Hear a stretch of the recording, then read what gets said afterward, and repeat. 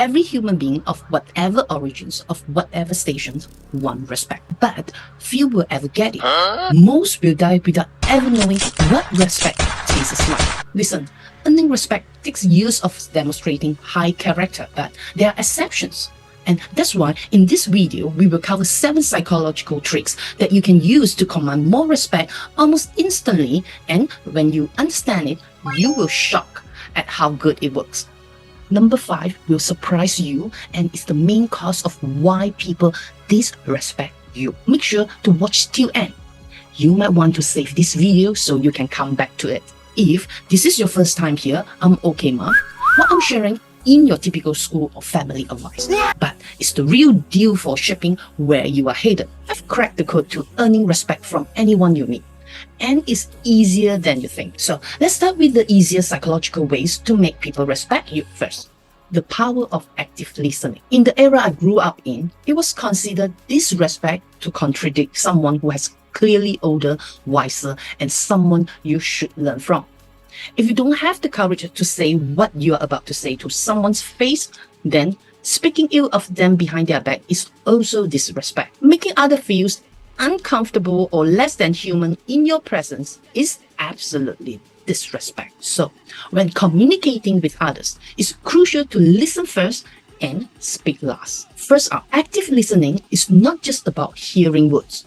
It's about fully engage with the speaker. Show your listening through eye contact, nodding, and paraphrasing what's been said. This makes people feel valued, respected, creating a strong foundation for mutual respect. However, everyone may have different perspectives on the same issue. As the saying goes, if you talk to someone from different channels, you would wish to be deaf, and they dumb. Therefore, if you make them feel like you are not on the same wavelength from the start, they will distance themselves from you. Learning to reserve your own views until everyone has spoken has 2 important aspects. Firstly, it's let the other person feel clearly that someone is listening to their opinions, making them feel like they are leading the conversation, thus feeling involved. Secondly, it gives you the opportunity to understand the thoughts of others before expressing your own, allowing you to retain your own views without talking to opposing stance. Finally, summarizing your own opinions in a concise language isn't difficult, but it can make you appear more composed and earn you more respect. Next, respect or ridicule, the fine art of self-deprecation. Throughout history, humor has been regarded as a form of linguistic art, with self-deprecations considered the pinnacle of humor. Once you learn to self-deprecate, you are only a few millimeters away from a true humor. Self-deprecations may seem like revealing your flaws or shortcomings to others, making jokes at your own expense, and eliciting laughter from others. However, it's actually like putting on a protective armor for yourself. When you willingly expose your weaknesses, others' psychologically balance tends to lean towards you. So, self-deprecations is often a wise move, turning a potential embarrassment into a joke and showcasing your sense of humor, which can increase others' fondness for you. Self-deprecating humor often starts from understanding others' emotional needs, providing them with the praise, attention, sympathy they require. This falls under the umbrella of emotional altruism. Number 3, why casual promises can cause respect. Don't make broken promises, and if you do promise, then follow through. A person who easily promises others will rarely fulfill their promises and often breaks trust. For those who make promises lightly, tend to underestimate the difficulty of the task, leading to unexpected failures in execution and inability to fulfill their word. A promise, by definition, is something that must be kept once made. If it cannot be kept, it's not a promise, but a lie.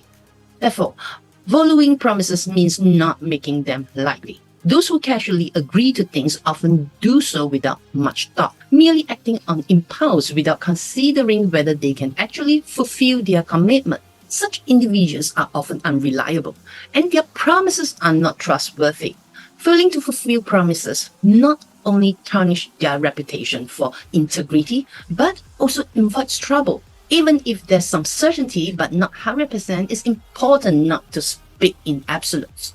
Informing others about potential challenges allow them to prepare mentally and have contingency plans if things don't work out. After making a promise, it's crucial to make it seriously and fulfill it no matter how small. Making every effort to fulfill and keep their promises and consistency build trust and respect. When people know what to expect from you, they are more likely to hold you in high regard.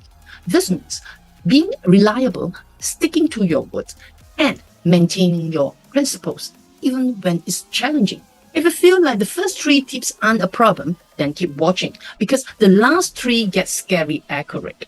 Number 4, outburst of respect. The dilemma of emotional management.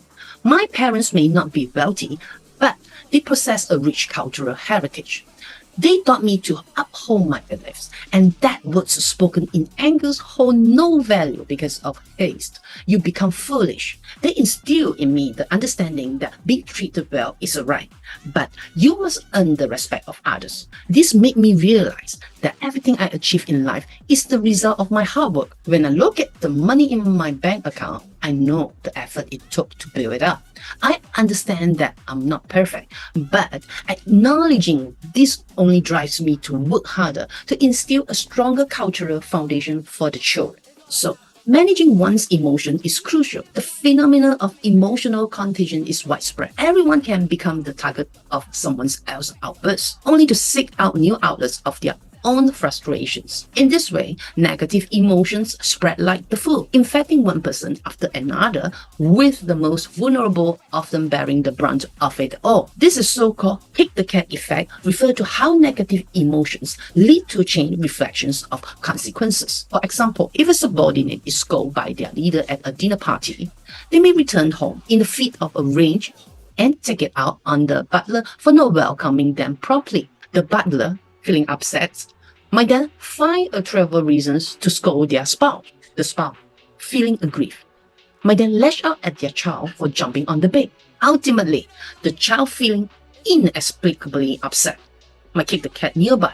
This is a typical change of emotion contagion, where feelings of dissatisfactions and negativity spread through social relationships, often from those in positions of power to those who are more vulnerable, turning the weakest among us into unwitting victims. Getting angry is so easy. Even babies can do it. But mastering control over one's emotions is the real skill.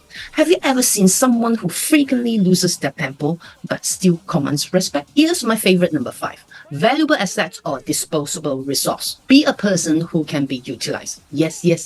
Let your value be utilized.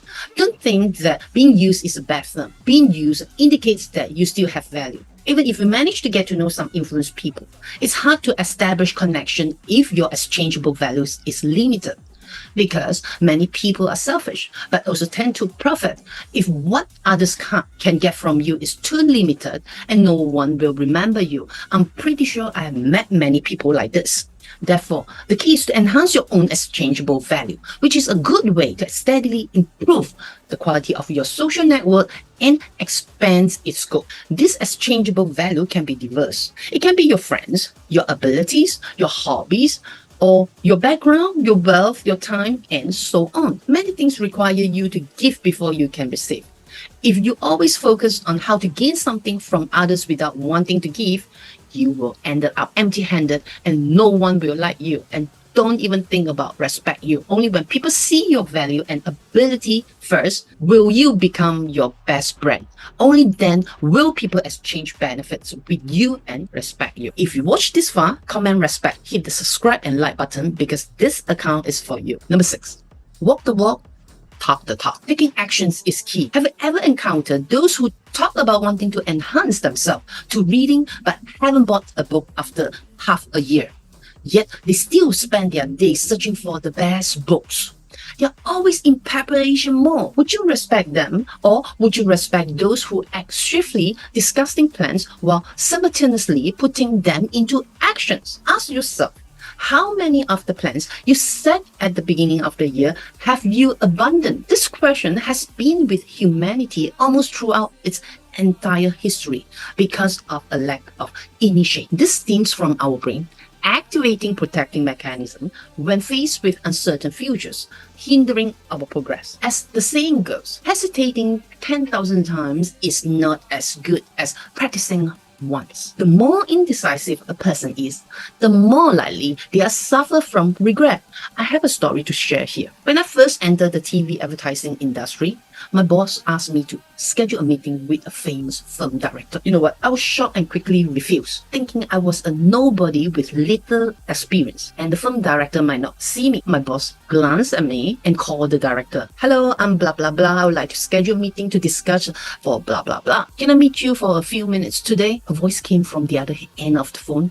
11 o'clock. Just be on time. I was stunned after hearing that. I hadn't expected that the thing I had struggled with and hesitated over for so long, the film director agreed without much thought. Later, that moment was the most important lesson I learned in over 20 years. Many times, before doing something, we imagine many difficulties excessively, and our brain constantly reminds us of the embarrassment and consequences of failure. Have you experienced this situation? If doing something doesn't result in any loss and could potentially bring great gains, then do it. More importantly, do it now. Taking action immediately can solve 80% of life's problems. While achieving success is excellent, even if we fail, we will accumulate experiences that contribute to our growth along the way. And lastly, own your mistake. The real respect game. Active admissions of mistakes is a noble act. Dale Carnegie once said that even fools justify their mistakes. Admitting one's mistake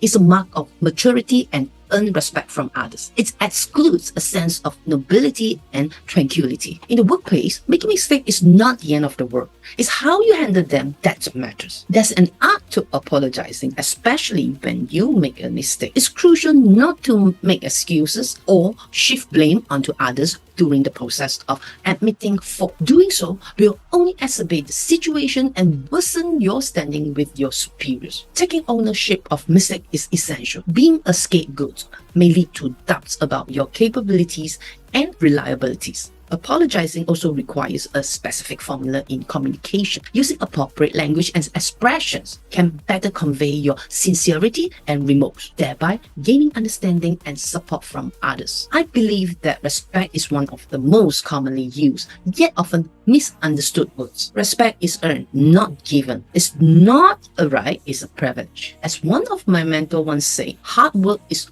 only hard if you are lazy. The greatest enemies in life is not others, but rather knowing oneself, which is the beginning of a person's journey towards improvement. Take my tips and tricks, try them out in your day-to-day, and watch how they fast-track you to success. No more beating around the bush.